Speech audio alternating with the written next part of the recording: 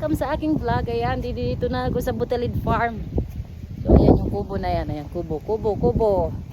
Ayan, yung rent niyan is 300 pesos dito.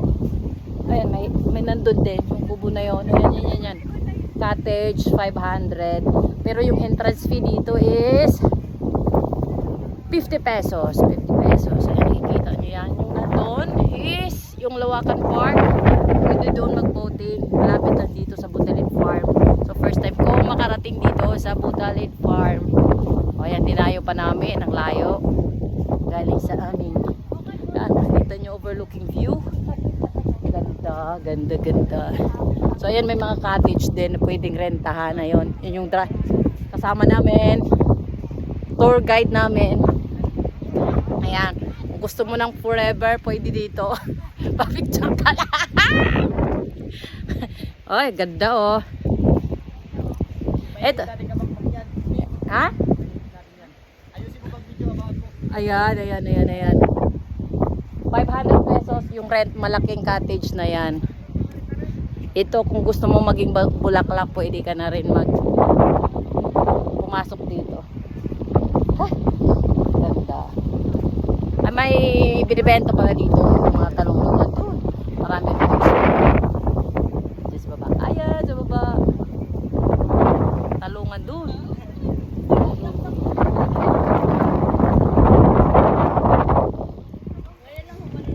So gusto ng mga ka-date lang dito. Pasekreto lang, dito lang. Ang init. Pero mas maganda siguro dito pag hapon. Ay, maayo din ano pag hapon ano?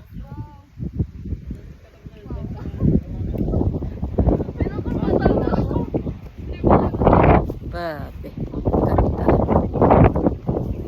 May CR din pala dito oh. Adto. Wadi.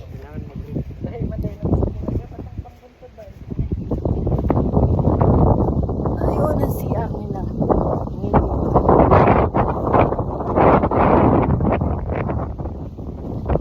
Akala mo payat pala to. Payat. Baon ng niyog. Ayun yung pash.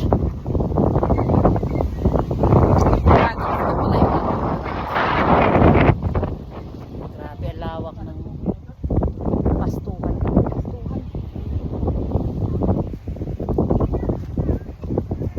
Init. Nakaling tapat.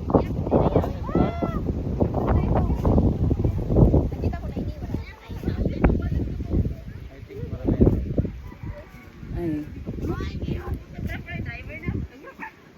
Oh, pumunta din sila dito. Dumayo din. So, kami dumayo din. Ayan, bawat cottage may bayad. Pero dito free.